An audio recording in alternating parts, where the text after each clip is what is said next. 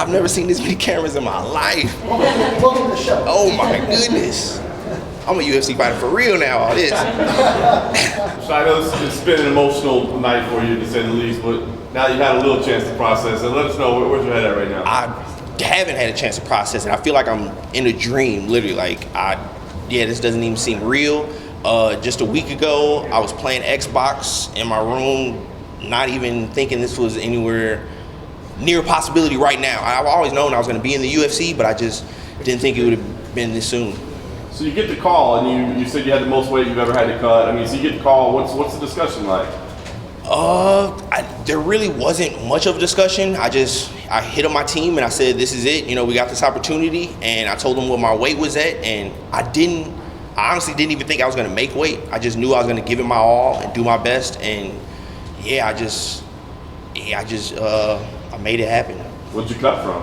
I was 170 when I got this call, and I weighed in at 146, so I cut 24 pounds in 5 days. It was the hardest thing I've ever done in my life. I'll never do that again. I'm going to stay at featherweight, but I'll never make featherweight short notice again. Okay, so fair. I was gonna say, do you have to change things moving forward, or? No, I mean, walking around at 170, 25 pounds, I can cut that in a few weeks, no problem. But just 5 days would kill me. Yeah.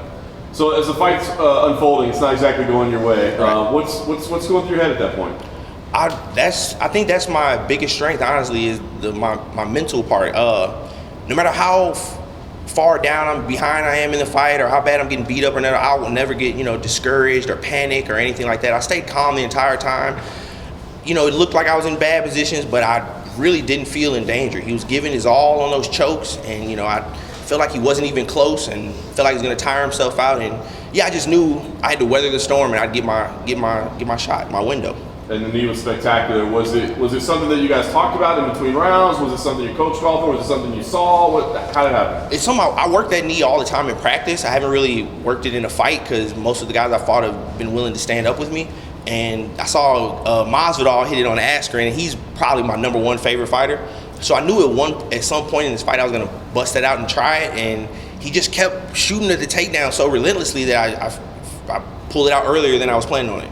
Nice. Last thing for me, I mean, you're here, you got it done, but you got to make a UFC debut. So how would you call your shot? Is there a day, a name, an opponent, a place? Oh, no, I'm ready whenever, as long as it ain't 5 days notice. I'll fight anybody. It doesn't matter who the opponent is. Having a really good grappler on your back with the body triangle, trying to go for that rear naked choke, that's a terrible place to be. Very exhausting. How did you get through it? I mean, it was more probably mental than anything, right? Yeah, I'm like I said, I'm in that position all the time. I'm comfortable in bad positions. I come into the training room some days, and the entire 2-3 hour session is nothing but putting me in bad positions and me working out of them. I know where my strengths are, and I don't neglect them. I make sure they're sharp, but I focus on my weaknesses more than anything, and I think that showed tonight.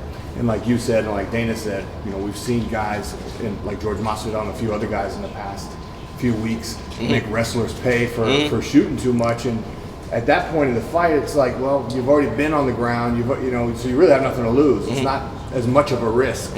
Yeah, I had it in my head that taking this fight on 5 days notice, and knowing how Dana White expects these fights to go on the Contender Series, I knew that I was going to be flying knees, spinning stuff. I was going to go for it. I was going to really put it all on the line tonight.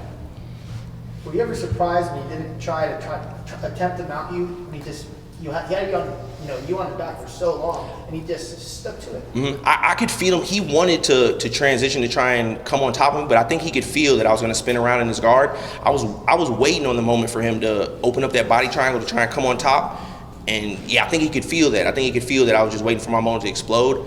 The entire time, from the moment he grabbed onto me, I could feel that he was exerting all his energy into just holding on to me and trying to finish that choke, and I could feel that he was tiring himself out. Have you realized that knockout you had is going to be on most likely a lot of UFC promotional videos coming up yet?